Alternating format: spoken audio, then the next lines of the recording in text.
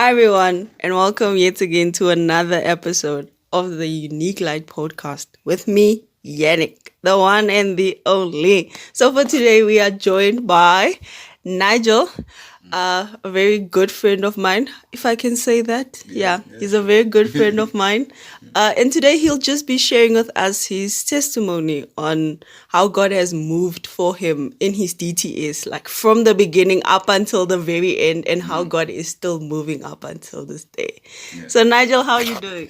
I'm very great, Yannick. Thank you for having me on your podcast. I'm so happy to be here. It's a pleasure. It's a pleasure. It's a pleasure, Nigel. So, we're going back to the beginning, the right beginning. Like you said that you wanted to do your DTS multiple times before you actually did it in September last year, right? Yeah. So just take us like from there, like how the times that you wanted to do it. Yes, and it was like you just hit a wall every time you were wanting to.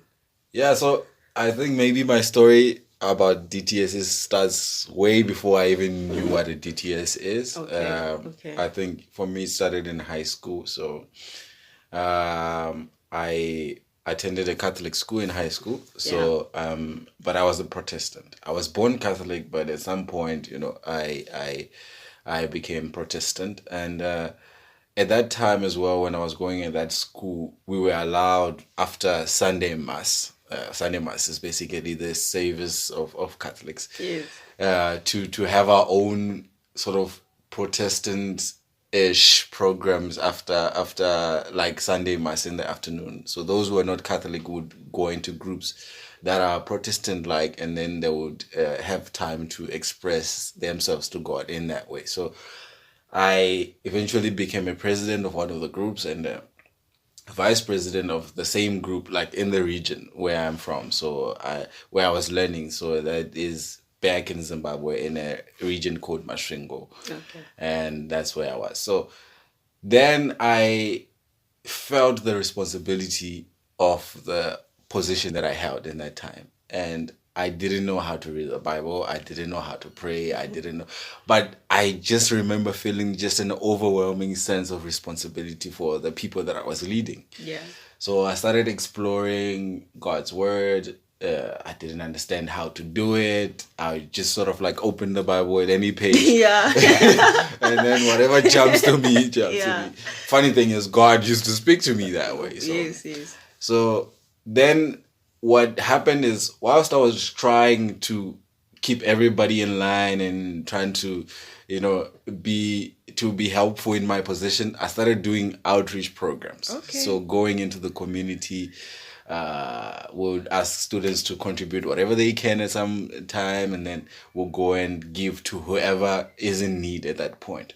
Nice. So we're doing these kinds of programs, and I didn't know what it is. Okay. So I think after that school term, when I went back to the holidays, school holidays, this was because I went to a boarding school. So when I went back home for school holidays, my friend invited me to their church, which was an apostolic faith mission church.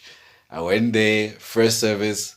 I got so convicted, like in that service, and I made that decision to like, okay, I'm gonna follow Christ. Okay, from that nice. decision. Yeah. So fast forward, then I moved to South Africa a couple of months later, and I remember I was looking for a church.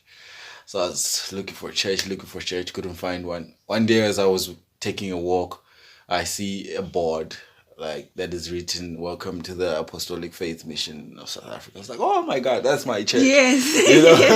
So I got into this church, and I think my journey in understanding what missions is really started from there, because that's when I met people who were in missions, and they started defining what I was doing but didn't know what I was doing. Okay.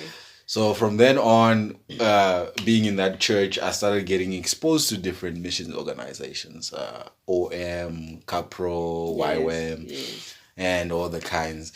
And I just remember feeling like, I wanted to do something like that. So from the very beginning, I think I realized, okay, this is something that I wanted to do. But I didn't know which program to do because I had good friends from basically all of those organizations. Yes. And most of them, they were inviting me to do some form of training there. So I did a 2-week mission program with OM called Go Challenge in 2015. So basically you go for in 1 week they're teaching you, and then the second week it's outreach. Okay. So that was good, but I still felt like I needed to do something more. Like yeah. Yes. So that's when I started looking into YWAM. And I applied, I think, for about 5 times. Wow. Yeah. Wow. I probably broke the record of the most applications in YWAM. Wow. So I did, but it just never happened, And that was quite disappointing and also discouraging in that time, because I remember this is something that I really wanted to do, and I remember some of my friends who are in YWAM telling me that, oh, this is a faith journey, don't worry about this, don't worry about that. I was worried about finances because I really thought I didn't see anyone being able to support me to the point of giving me such amount of money to do a DTS. Yeah, like you basically paid me. Someone would say, you paid me to go on a holiday. Yeah, you see. Yeah. So there's a lot of misunderstanding again of what DTS is. Yeah. And I myself don't understand it either, and I'm trying to explain to people that I want to do something that I don't understand. Yeah. So it took a long time, I think, for me to actually get to a point where I was confident enough to say I want to do it. And I think for me, it also life took a turn to the point where I realized, okay, this is the only option I have now. And things that happened eventually after that kind of led me to me actually doing the TTS. Okay. So I hope that was because I went to do yes, no, we absolutely love it. Yeah. So 6 times is a charm. 6 times is a charm. 6 divided by 2 is 3. Yeah. Jesus rose on the 3rd day. You know people who do that kind of math. Yeah, it was bad. Or maybe I should have waited for the 7th time, and then it would be perfect. Yeah. Oh yeah, no, thank you, Nigel. Yeah. So just take us through, because your story is also insane of how it happened the 6th time. Yeah. Because on the 6th time you say you were also rejected as well. Yeah. You were rejected. So just take us back to that again. Yeah. Yes. So I'm in a point in my life where I'm passionate about entrepreneurship. Okay. And I've always felt like God had sort of chosen me to be a missionary in business. Okay. In the marketplace, as other people would like to say. So I was really, really exploring that passion of mine of business, and I was really doing quite well sometimes, but sometimes it wasn't going so well. But I realized also my spiritual life was not really where it was supposed to be. Like, I think it's something that you already know by yourself, that there is this empty space in me that needs to be filled. Yeah. And I knew that one day I needed to do some form of training, but I didn't think that it had anything to do with my passion. So I didn't think that my training and missions can add anything to the passion of entrepreneurship. So that's why I was kind of struggling, trying to find, so what is the best way to do it? Can God not speak to me whilst I'm here where he needs me to be? Yeah. I mean, I have already gotten the skill. Yeah, so can he not just add to what I have? Yeah. Does he need me to take a break from the skill and put 6 months of my life on hold and just, I don't know, learn something? So it didn't make sense to me. Yeah. But I think the struggle kept getting worse and worse and worse and challenging. So I realized, okay, there is something that needs to happen, and I need to go to this missions training. But then I needed to decide whether I'm going to do the training but also still run a business, or whether I need to stop running the business and then do training and then come back and run the business. So I'm in my confusion. So as I was making this decision, I decided to speak to a friend of mine, Kelvin, who's also a YWAMer, and he was helping me pray to see exactly where I need to stand, what I need to do.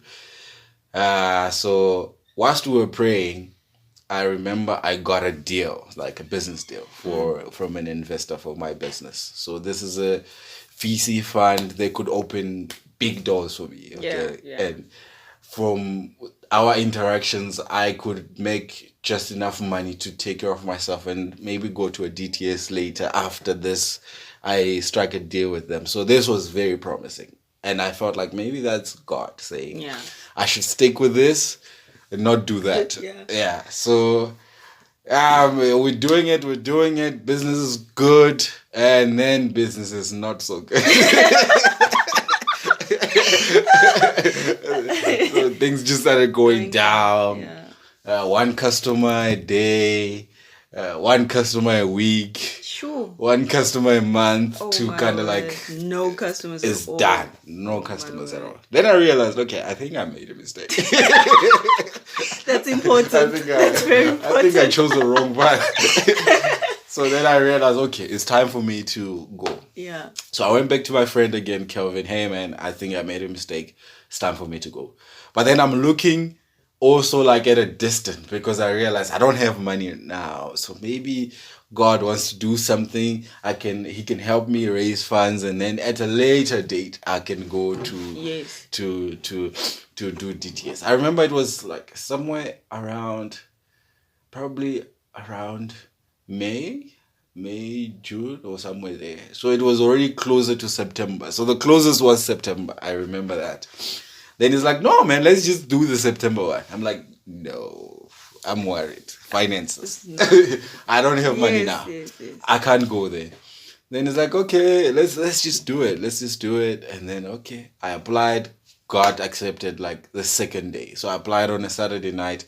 Second morning, Sunday, I was accepted. But I always thought, oh, man, this is not right, because usually YWAM asks you for references and all this biometrics and stuff like that. They don't ask me all those things. I just did an application and then cool. I was like, okay, then that's fine.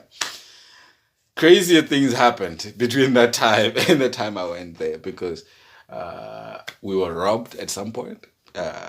Me and a group of other missionaries and other people of the city were having. So I don't have a phone. Yeah. My school leader is trying to reach me. He can't reach me. Okay.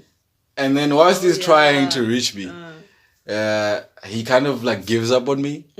And then one day I email him. I think it's like 1 month and a half before. Bear in mind, I haven't raised any money yet. I don't have any money, but the time is coming. So I'm like, hey, my guy, I want to come, but now I'm left with like 1 month on my visitor's visa here in South Africa, and still I don't have money. Then it's like, I've been trying to call you, can't get hold of you. I'm sorry, you can't come. Maybe look at January school. So I was like, okay, oh my God. But I remember that was like the worst night of my life, because I thought to myself, God, how could you do this to me? You know, I don't understand it. I had 2 decisions that I trusted you with. I made the first wrong one, but I thought surely this is the right one. Yeah. So what's going on? I prayed, I cried, but then in the email he left me his phone number, so I was to call him the next day.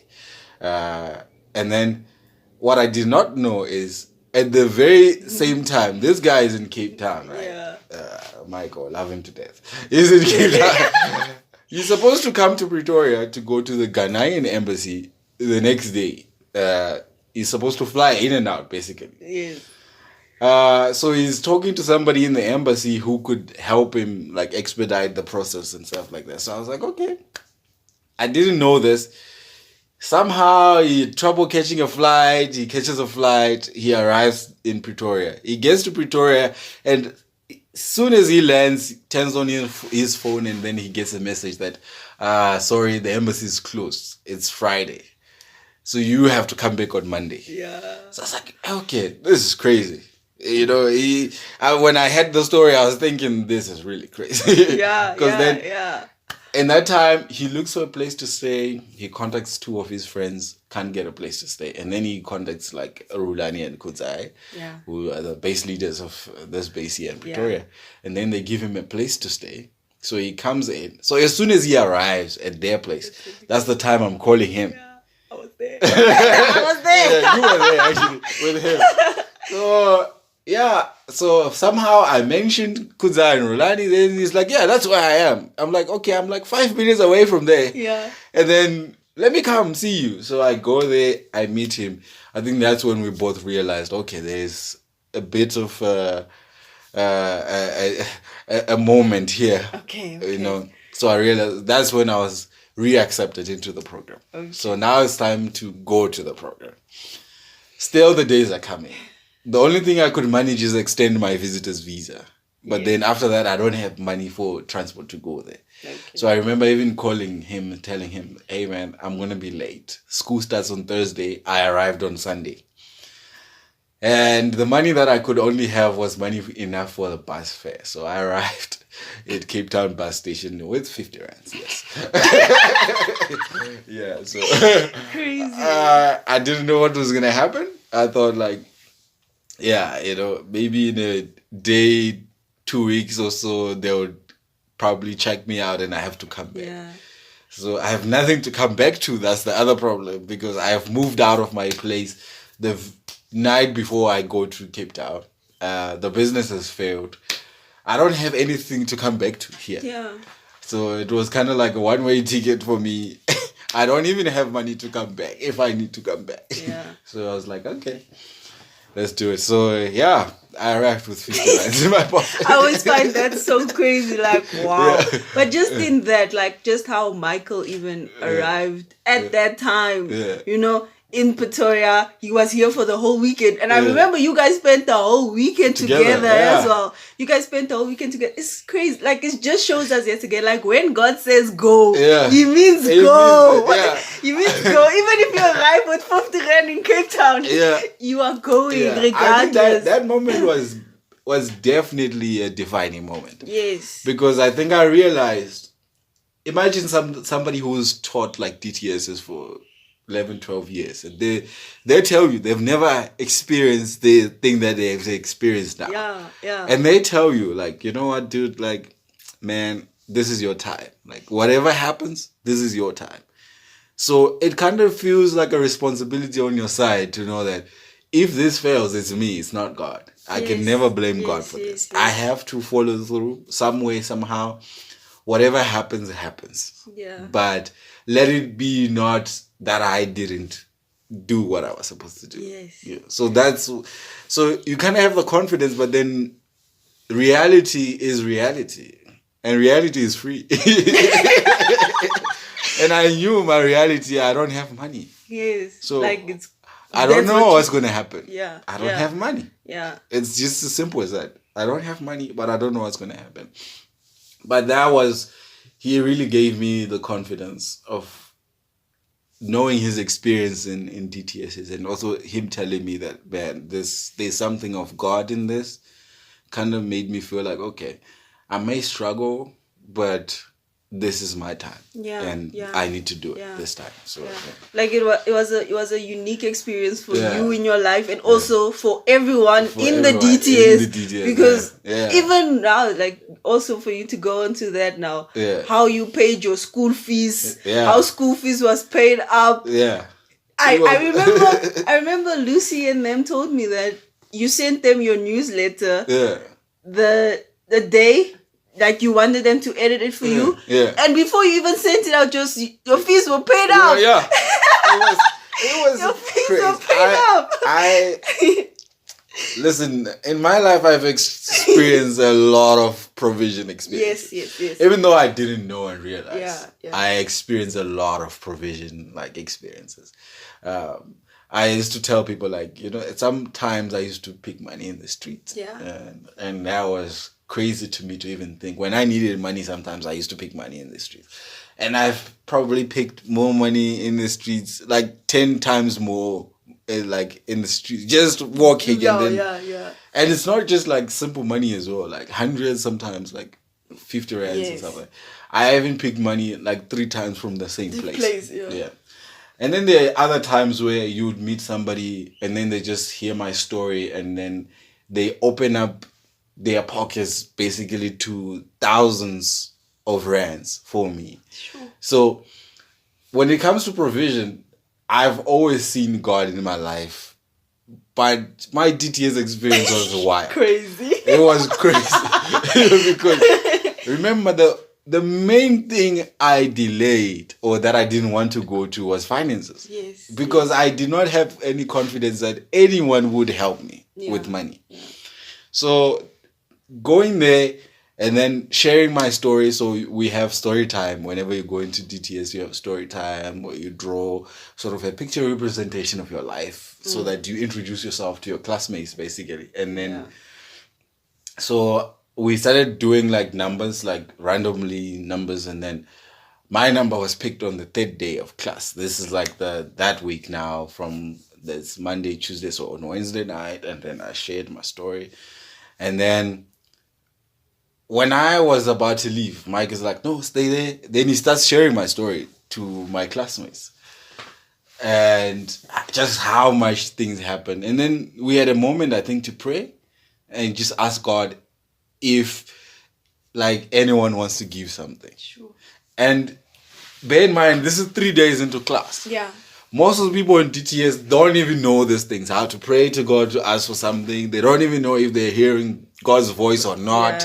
We kind of like in a place where things are just very new. We want to learn. We don't know. Most of the people were not even like in a relationship with Christ yet. So it's like a whole different scenario. And then we prayed, and then basically somebody paid like 3/4 of my fees that night. Crazy. And that was lecture fees paid, because my lecture fees were, I think, 20,000. They paid 17,000 that day. So it was like crazy. I was like thinking, God, what's going on?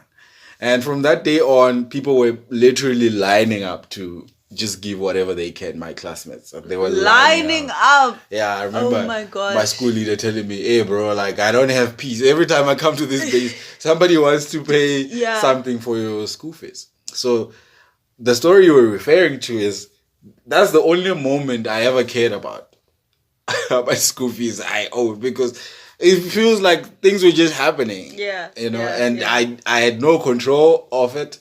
And I felt like that was God, because it didn't give me space to worry about school fees, which was the one worry that I had. So by the time I realized that I was owing something, it was a few weeks before outreach, and I was owing like 16,800. That is from 55,000. Sure. And I was like, okay, this is crazy. What? Okay. Wait. Yeah. Everything in total was about 50 something. 55,000. 55. Yeah. And at the end, you were worried about 60. Yeah, because it felt like, in my own human mind, God has done his best. Oh, now okay. It's time for me to do something. Okay. Because it feels like everybody who tells you a story about how they raise funds, they tell you it's a faith journey, right? Yes. Faith is doing, it's action. Yeah. And at this point, I felt like I haven't done anything. Yeah. And I'm feeling like maybe this is the time where God wants me to do something. Like, show up, Nigel. Do something. Yeah, like as an act of faith. Yeah. Let me write a newsletter. Yeah. So that's how it started. I was like, okay, let me write a newsletter, let me do something, Whilst I was trying to do that, I think 2 days after that, my whole school fees was paid. It's still crazy to me to this day, because I was after lectures every day, from like in the morning to like 1 p.m. lunchtime, there's what they call speaker table, which is like the speaker gets to sit with like a few individuals from the class for lunch after they've given a lecture, so that you get time to ask personal questions, to get to know the speaker. So I was at the speaker table that day, and then I remember my classmates just coming to say, "Nigel, come. I was like, what's going on? Because our class is like right next to the dining room. So it's like, what's going on? I just picked my head like into the classroom, and I saw my school leader with a brush, like just to rub off the amount, because everybody's amount was now written on the board, and whoever would pay up, then their name will be erased, or as your amount decreases, they'll also update like your amount, like this is still owing this, so that anyone who comes through the school can basically see that there are people who are still owing. If they can help, they can help. Yeah. So I remember him just like taking the thing to rub off my amount, but I thought maybe it's decreasing. Yes. Yeah. Then he rubbed the whole thing and he said paid. So I'm just peeking my head through the door like this, like, what's going on? And people were so happy for me, my classmates. And I think most of them had come to appreciate my story, how I came to DTS and what was happening in my life. So for them, it was also like a moment. Yeah. Like, wow, like, yo, this was crazy to them to witness something like that. So yeah, it was crazy. I know, definitely crazy. Just showing your story basically is just like, God will provide, man. Yeah. Like, as I think we spoke about this before, it was like, and I think that is what we were that is what I said the podcast of the title. I don't want to go where your spirit is not, or where your presence is not. I don't want to go there. But it was that of like, go, my son. And it was really a moment of, you could see that, he said I should be here. He indeed said I should be here. So also, Nigel, you have a lot of stories. You really have a lot of stories. Also no, really, you have a lot of stories of God's provision, man. Like, just a little bit more on like even on your outreach, like how you were even like, Mara, this does not make sense. It kept happening over and over and over. Does not make sense. So remember, I'm at the school. Yes. And just have a little bit of like toiletries and stuff. Meals was not a problem, because as long as my fees is paid, then I have meals.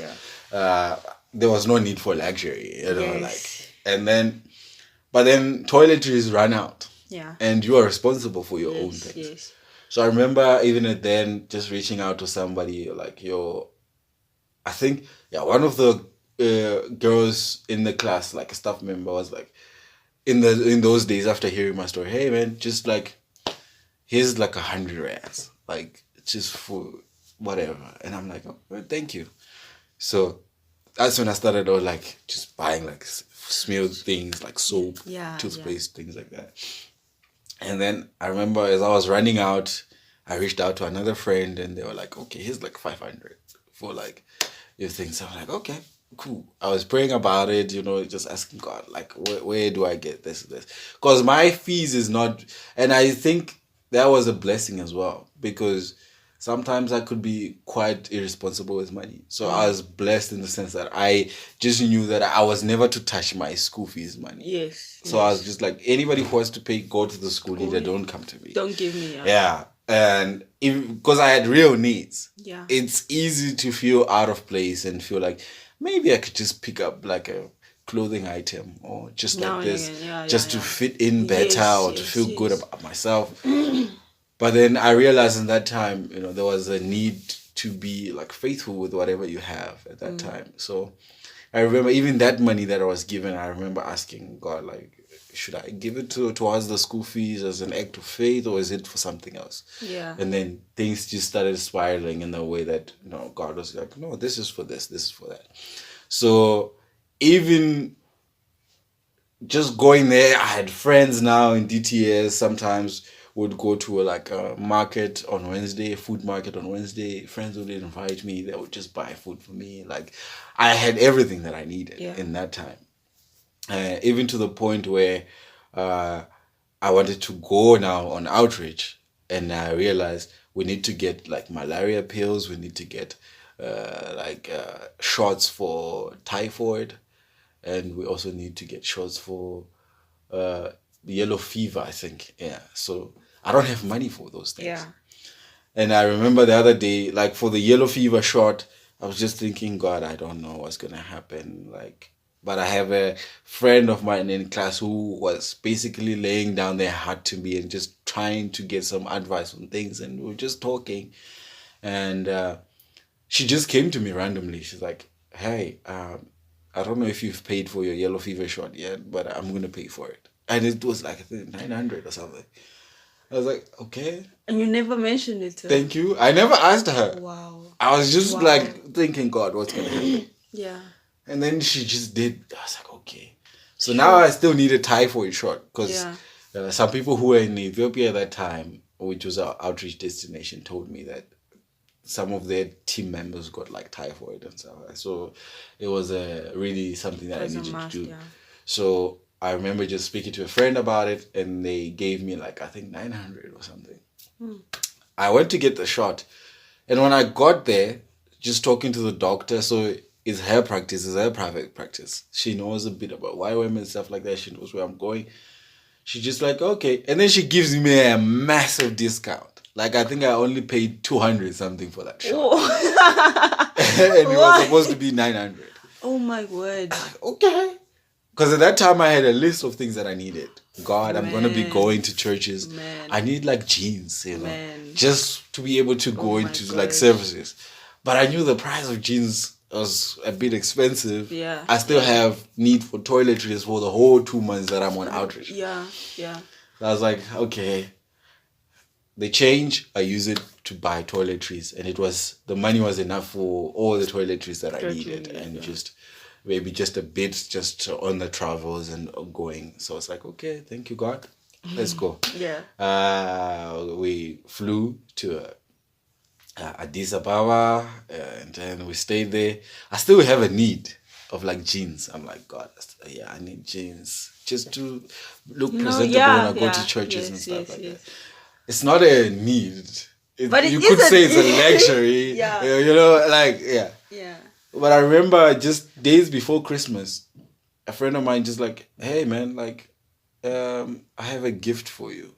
I was like, yeah? He's like, yeah, man, I just want to bless you. Because we arrived like in Addis at like 15 December-ish. Okay. So days before Christmas, one of the staff members of that base was just like, man, I have a gift for you. For you specifically. Yeah. So it's like, okay. Oh my word. Just like, man, I want to get you like 2 jeans, you know, just for Christmas.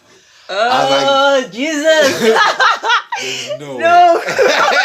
There is no way. There's no way. Oh my gosh. Yeah. There is no way. And wow. Yeah, fast forward, I got the 2 jeans. I got a bit of money to spend on outreach. I didn't have money. Jeez. And then I remember just coming now. We're coming back, and I'm like, okay, God, we're going back to South Africa. Thank you for the jeans. But, you know, those are not the only clothes that need update, you know? Some of the clothes look very old because I'm wearing them on DTS every day. And T-shirts and everything, they're just getting old. Can you help me? So I get to Pretoria, South Africa, and then I think a few days, one of my classmates just like sends me $300. And I'm just like, okay, what's going on? So I have enough to get a few clothes and also just to buy a flight ticket because I have to go back home to Zimbabwe like after. So I have enough to pay back the person who paid for me the ticket because crazy story, Ethiopian Airlines wouldn't let me get on the flight to come back to South Africa without a return ticket to Zimbabwe. But I don't have the money. So somebody paid for me. I was able to pay them back at that time. And I had a little bit of extra because we're going back to Cape Town for graduation.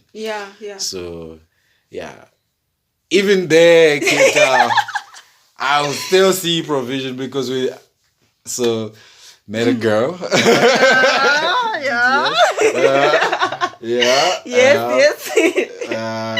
My school leader knows, by the way. So I know there's a strict no dating policy and whatever. You know that, like, it just shows that you had favor. That just did not make sense. You had favor that just did not make sense with finances, with people. Like the fact that even doctors would see like have favor towards you. base leaders in another country Yeah. favor towards you. was- It's crazy. It was crazy. It's crazy. So we completely understand when you Yeah. say that your base leaders know. Yeah. Because even the favor was there. Yeah, the favor 'cause was it's there. It's just like, okay, we're getting to know each other Yes. with this girl. Yes. And then we are adults Yeah. in this class. I think I was 31, she was 29. Sure. So they understood that, these are adults. They're not going to aggressively go against the rules. Yes. So they say, we're going to trust you with your friendship. But at the same time, we want you to be responsible of the trust that we're giving you. Yeah. So that's how it kind of went about. Yeah. So it wasn't like we had free reign to do whatever we want. We were very responsible to our leaders. But at the same time, we felt also a sense of responsibility to God. Yeah. So that's why we decided to spend like a week together before both of us leave Cape Town. Me coming back to Pretoria for a while before I go back to Zimbabwe, and her going back to her home country, which is Sweden. So Yeah. we need a place to stay for that 1 week. And we don't have money. She graciously offered to take care of the bills then. And then I was kind of like, okay, this is too much, God. Like, I know I don't have the money, but for her to have like these bills by herself is kind of crazy. Yeah. So an amazing thing happened. One of our staff members invited her to stay with them. And then I got a place to stay at a very like nice boutique hotel next to the base, which we paid like 150 rands a night, which was also like a massive undercut. Yeah. But then it was only one person who was paying. So it was me. Yeah. So then it balanced out. And we could spend time together. We could go to places. We could still do the most amazing things we could do just to have, that create those memories together before we both leave that place. So I've continuously seen it. Like even then I was thinking I want to come back to Pretoria. I still don't have money to come back. Yeah. My girlfriend graciously bought a flight ticket for me. All of this, because you shared this with me for all of this, you did not even ask us. Yeah. So we were just looking at flights because buses were just like, so I paid for that flight the same price I would pay for a bus from Cape Town because she is an avid traveler, so she has a website that she uses and she was able to get a good deal for the flight. Yes. So I got a good deal, but then I was thinking, I'm coming to Pretoria. I have 2 months before going to Zimbabwe, so I still need money for if it's rent or food. Yeah. And that was another journey as well for provision where I saw God actually also providing for me through friends. And I was able to get a phone. I needed a phone, but also I was able to pay rent and have food for this whole time until 2 weeks. Now I'm going home. Sure. But since you brought the topic of that you had a girlfriend and you still have a girlfriend. Yeah. I want you to share how you also had favor with dolphins. Like how God, now you're gonna make me sound like some mysterious being. No, because I think you are. I really think you are some mysterious human being. I think you are. Yeah, that was crazy. We still talk about it together because so this girl wants to see dolphins so bad. Yeah. And I think she went to an aquarium at some point, and then she didn't really get the experience that she wanted. So one day we decided, okay, I'm still getting to know her, you know, like let's just take a walk. Yeah. So we go along the Muizenberg Beach line, and then we're just going towards, I can't remember the name of the place. But then eventually we get to a place where we can just sit down and just talk. While overlooking the ocean, we're talking about our life stories, you know, who we are, getting to know each other. It's exciting. And then from a distance, I see like, it looked like a couple of swimmers in the water. Because, you know, dolphins always swim going outside the water. So I felt like maybe it was a group of swimmers just swimming. So I looked at it, then I just looked aside. And then I kept looking at it. I was like, what's going on in the water? you know. And then soon I realized, no, this is not people. This is like dolphins. So I'm like, hey, look, like these are dolphins and stuff like that. And both of us were just kind of like amazed because it became such a special moment for both of us because this is something that she really wants to do. Yeah. And this is a like probably a very rare phenomenon to be sitting along the beach and just see like a dolphins, group. I don't know, is there a school or a I group? don't know what they are called. I don't know of what dolphins they're called. just going by. But even today, it's still one of our craziest experiences because we're kind of like, wow, I knew it that like God has just done me a solid right now because whenever this girl is going to think of this experience, she's going to think of me. Exactly. So that was crazy. That was crazy. And it's like you could have walked there like any other day. We were actually supposed to go 2 days before. But then it just didn't happen. So that day was kind of like the day we kind of like, okay, let's just do it. And then we do it, and then it became like the most amazing experience for us. And it's like also something just natural because they are there in the habitat or whatever you call it, and they're just being dolphins. They just, that's so crazy, Nigel. Yeah, I know. It's people, it's dolphins. I know. I know. This God is just. It's really crazy. It's out of this world. Yeah. Wow. Now that's crazy, Nigel. Yeah. I think our time, our time is up. Yeah. But really, just I want to say thank you for taking this time to talk about your experience with God, which is so crazy.